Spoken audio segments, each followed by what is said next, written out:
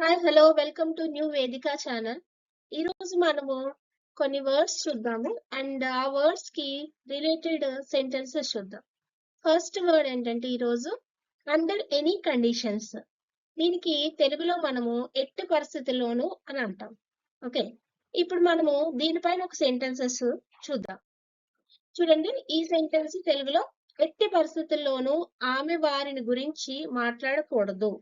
ఇక్కడ ఎట్టి పరిస్థితుల్లోనూ వచ్చింది కాబట్టి ఇంగ్లీష్ లో sentence starting under any conditions అనేది చెప్పాలి. అలాగే ఆమె అని ఉంది, దానికి షీ అని యూజ్ చేయాలి. అండ్ సెంటెన్స్ ఎండింగ్ లో మాట్లాడకూడదు అని చెప్పాం. యాక్చువల్గా ఇది మాట్లాడకూడదు అంటే గనక షుడ్ నాట్ యూజ్ చేస్తూ ఉంటాం. అలాగే మాట్లాడడం అంటే talk. So she should not talk. And వారిని గురించి అన్నాం, అంటే గురించి అంటే అబౌట్, వారిని అంటే them. So under any condition she should not talk about them ఈ సెంటెన్స్. అలానే ఇంకొక వర్డ్ చూద్దాం.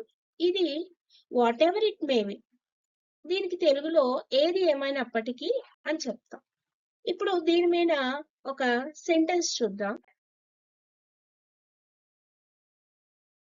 ఇప్పుడు చూడండి, ఇక్కడ ఏది ఏమైనప్పటికీ మనము ఈ రోజు బయలుదేరుదాము అన్నాం. అంటే ఏది ఏమైనప్పటికీ అని ఉంది కాబట్టి దీనికి ఇంగ్లీష్ లో what ever it may be వస్తుంది.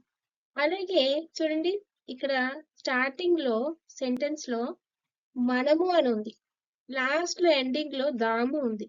ఎప్పుడైనా మనము అండ్ దాము వస్తే గనక అప్పుడు మనం ఇంగ్లీష్ లో లెటర్స్ అని చెప్పాలి.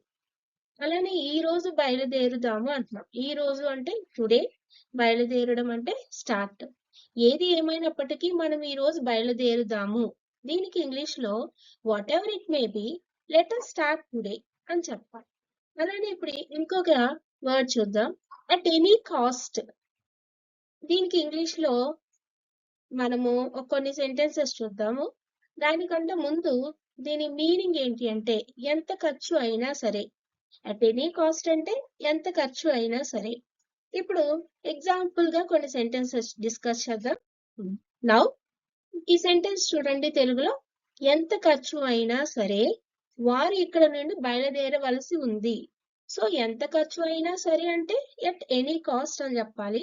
అలాగే నెక్స్ట్ సెంటెన్స్ లో తెలుగులో వారు ఇక్కడ నుండి బయలుదేరవలసింది అంటే ఇక్కడ వలసి ఉంది అన్నప్పుడు ఏంటంటే మనము హ్యావ్ టు గాని ఆట్ టు గాని యూజ్ చేయొచ్చు.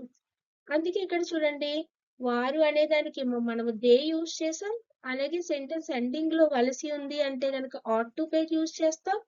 ఇక్కడ అంటే గనక హియర్, బయలుదేరుతున్నాము అంటే స్టార్ట్, ఫ్రమ్ వచ్చి నుండికి పెట్టాం. ఓకే, సో ఎంత ఖర్చు అయినా సరే వారు ఇక్కడ నుండి బయలుదేరవలసింది అంటే at any cost they ought to start from here. మనం ఇలా చెప్పాల్సి ఉంటుంది. అంటే మేజర్ గా ఏంటంటే మనకి సెంటెన్స్ ఎండింగ్ ని బట్టి, తెలుగులో వచ్చే సెంటెన్స్ ఎండింగ్ ని బట్టి మనం ఇంగ్లీష్ లో సెంటెన్సెస్ ని కన్స్ట్రక్ట్ చేయొచ్చు ఈజీగా. నెక్స్ట్ చూడండి, అకార్డింగ్ టు హిమ్, అతని అభిప్రాయం ప్రకారం. అకార్డింగ్ టు హిమ్ అంటే అతని అభిప్రాయం ప్రకారం. అకార్డింగ్ టు హెర్ అని చెప్పొచ్చు మనము. నెక్స్ట్ అకార్డింగ్ టు దెమ్, ఇలా ఏదైనా మనం ఇక్కడ రీప్లేస్ చేసుకుని దాని ప్రకారంగా ఇంగ్లీష్ లో సెంటెన్స్ మార్చుకోవాల్సి వస్తుంది.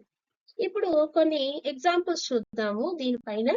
నౌ ఇప్పుడు చూడండి, అతని అభిప్రాయం ప్రకారం వారు మాట్లాడు ధైర్యం లేదు. మనం దీన్నే ఇంకొంచెం మార్చి అతని అభిప్రాయం ప్రకారం వారికి మాట్లాడు ధైర్యం లేదు అని కూడా చెప్పొచ్చు. మన వాడుక భాషలో ఏంటంటే సెంటెన్సెస్ కొంచెం చేంజ్ అవుతూ ఉంటాయి. చూద్దాం ఇక్కడ.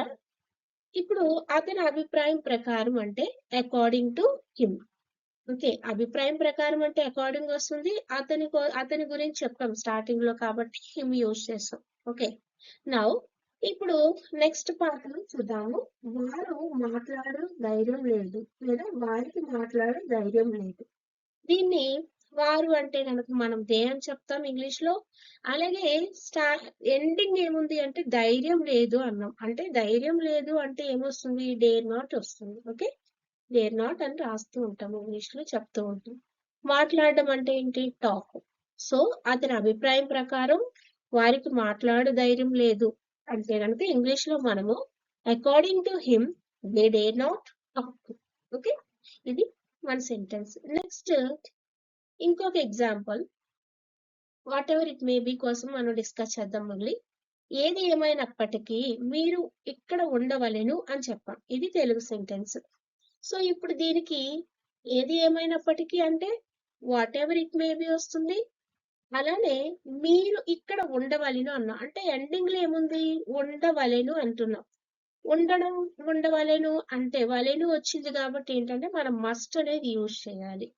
ఓకే, ఇప్పుడు మీరు అంటే కనుక యు, అలానే ఉండవలెను అంటే ఉండడం అంటే కనుక బి అని చెప్పాలి. వలెను వచ్చింది కాబట్టి మనము మస్ట్ అని చెప్తూ ఉంటాము. ఇక్కడ అంటే హియర్. ఓకే, సో ఏది ఏమైనప్పటికీ మీరు ఇక్కడ ఉండవలెను అనే తెలుగు సెంటెన్స్ కి ఇంగ్లీష్ లో మనము what ever it may be you must be here అని చెప్పాల్సి ఉంటుంది. అలాగే ఇంకొక కొన్ని ఎగ్జాంపుల్స్ చూద్దాం. ఇప్పుడు ఈ సెంటెన్స్ చూడండి, ఆ విద్యార్థి అభిప్రాయం ప్రకారం అతడు ఇక్కడ ఉండవలసిన అవసరం లేదు. ఆ విద్యార్థి అభిప్రాయం ప్రకారం అని చెప్పాం అంటే according to the student. Okay, next ఏముంది, సెంటెన్స్ ఎండింగ్ లో అవసరం లేదు అని చెప్తున్నాం. ఓకే, అవసరం లేదు అని వచ్చినప్పుడు మనకి ఇంగ్లీష్ సెంటెన్స్ లో నీ నాట్ అనేది వస్తుంది. ఓకేనా, అతడు అంటే కనుక మనం హీ అని చెప్పాలి. అలాగే ఇక్కడ అంటే హియర్ అని చెప్తాము. అలాగే ఉండవలసిన అన్న అంటే ఇప్పుడు ఉండడం అంటే కనుక బి అని వస్తుంది అనమాట. సో ఆ విద్యార్థి అభిప్రాయం ప్రకారం అతడు ఇక్కడ ఉండవలసిన అవసరం లేదు అంటే according to the student he need not be here అని చెప్తాం. ఓకే, సో ఇలాంటి కొన్ని ఎగ్జాంపుల్స్ మీరు చూడాలి అనుకుంటే కనుక, లేదంటే నేర్చుకోవాలి అనుకుంటే కనుక ప్లీజ్ సబ్స్క్రైబ్ న్యూ వేదిక ఛానల్. Thank you.